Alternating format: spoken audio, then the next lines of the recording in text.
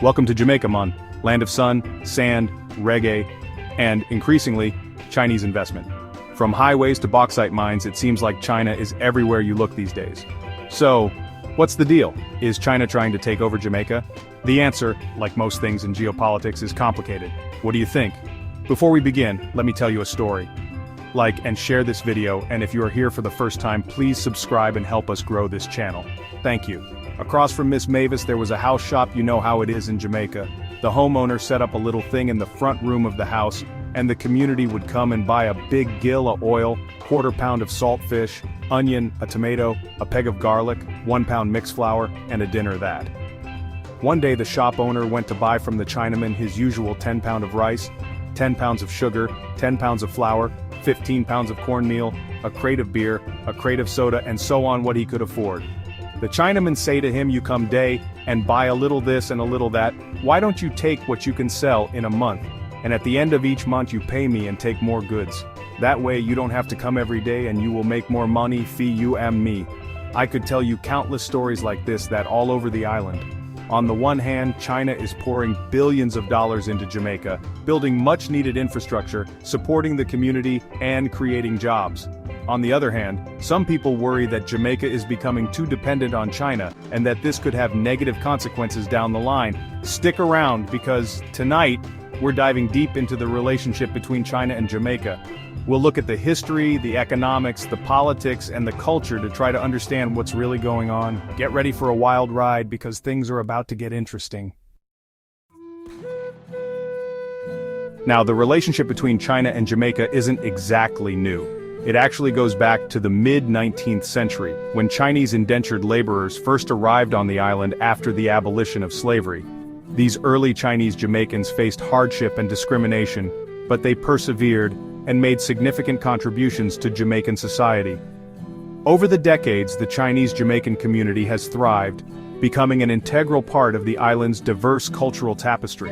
But in recent years, the relationship between China and Jamaica has taken on a whole new dimension. We're talking about a massive influx of Chinese investment, high-level political visits, and growing economic ties. It's a dramatic shift that has left many people wondering what's driving it. So let's talk about those Chinese investments, because they are hard to miss. We're talking billions of dollars pumped into major infrastructure projects across Jamaica. The crown jewel of this investment spree is the North-South Highway, a state-of-the-art toll road that connects Kingston to the north coast. This highway, built by the Chinese firm China Harbor Engineering Company, has been hailed as a game-changer, reducing travel times and boosting tourism. But it's not just roads. China is also investing heavily in Jamaica's bauxite industry, which is a major source of aluminum. The Owl Park bauxite refinery, for example, was recently reopened with significant Chinese investment, creating thousands of jobs. And let's not forget about the port of Kingston, which is being expanded and modernized with Chinese help, aiming to become a major shipping hub in the Caribbean. Now, these investments aren't just random acts of generosity, they're part of a broader Chinese strategy to increase its influence in the Caribbean and Latin America. China sees Jamaica as a key partner in its ambitious Belt and Road Initiative, a global infrastructure development project that aims to connect China to the rest of the world. For Jamaica, the appeal of Chinese investment is obvious. The country desperately needs infrastructure upgrades, and China is offering loans and expertise that Western countries often can't or won't match. But there are also concerns, particularly about debt.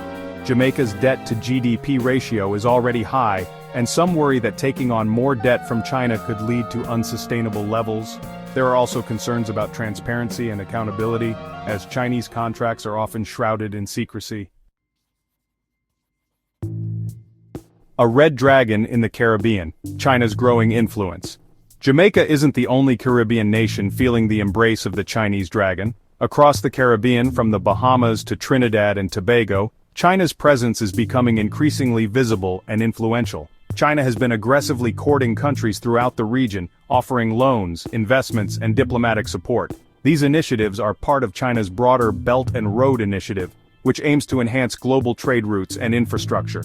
This has led some to accuse China of engaging in debt-trap diplomacy, using loans to gain leverage over smaller countries. Critics argue that these nations may find themselves beholden to Beijing, losing control over their own economic and political decisions. Others, however, argue that China is simply filling a void left by the United States and other Western powers, which have neglected the Caribbean for too long. They see Chinese investments as a much-needed boost to the region's infrastructure and economy. Whatever the case, China's growing influence in the region is undeniable, and it has raised eyebrows in Washington. The U.S. government is increasingly wary of China's intentions and the potential shift in regional power dynamics. The U.S. sees China's Caribbean foray as a direct challenge to its own influence in its backyard. American policymakers are concerned that China's expanding footprint could undermine U.S. interests and security in the Western Hemisphere. How this geopolitical chess match plays out remains to be seen, but it's clear that the Caribbean is becoming an increasingly important battleground in the rivalry between the U.S. and China. The stakes are high, and the outcomes could reshape the future of the region. More than money, cultural connections. But it's not all about money and geopolitics. The growing relationship between China and Jamaica also has a cultural dimension. Chinese language classes are becoming increasingly popular in Jamaica, and there's growing interest in Chinese culture from food to martial arts. China is also providing scholarships for Jamaican students to study in China, fostering educational exchanges and people-to-people connections. This cultural exchange is a positive development, promoting understanding and breaking down stereotypes. It's a reminder that even amidst complex geopolitical maneuvering, there's always room for human connection and cross-cultural exchange. A helping hand or a grasping claw, weighing the concerns. So is China's growing presence in Jamaica a good thing or a bad thing? This question has sparked a lot of debate among experts, policymakers, and the general public alike. The answer, as we've seen, is not so simple. It's a complex issue with many layers and perspectives to consider. On the one hand, Chinese investment is bringing much-needed infrastructure, jobs, and technological advancements to Jamaica.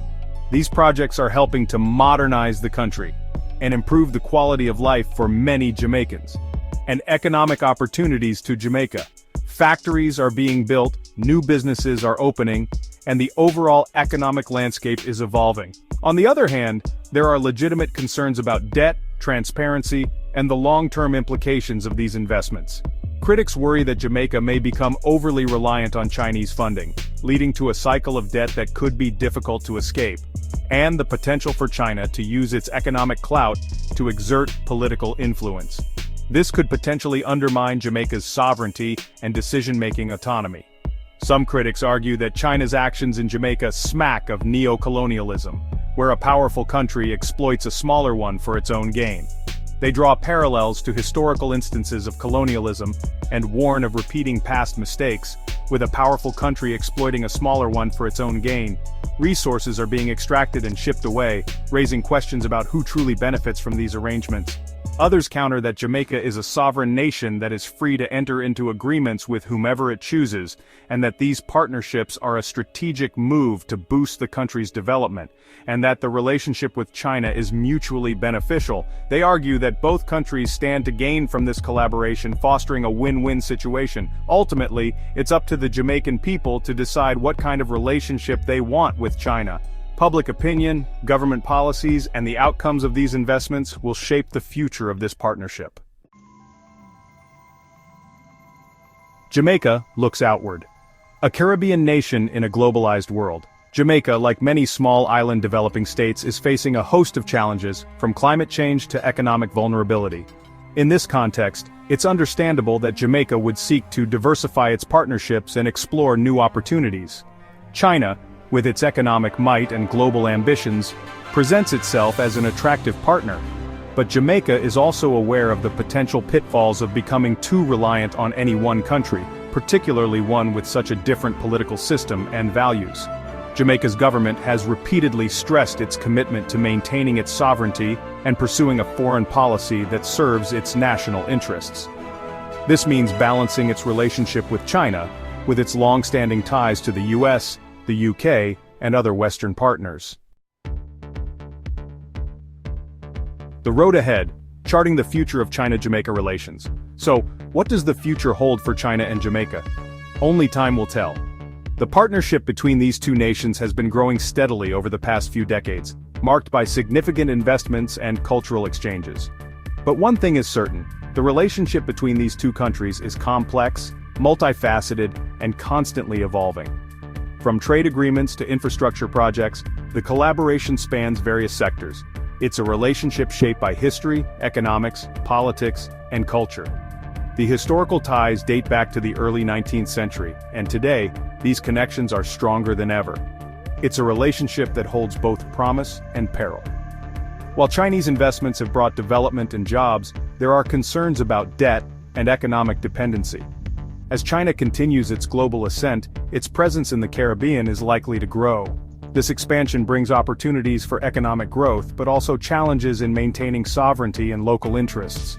It's up to Jamaica and other countries in the region to navigate this new reality carefully, leveraging the opportunities while mitigating the risks. Strategic planning and diplomatic finesse will be crucial. The road ahead may be uncertain, but one thing is clear. The Caribbean is no longer a sleepy backwater. It has become a dynamic region with increasing geopolitical significance. It's a region on the move, at the center of a global power shift.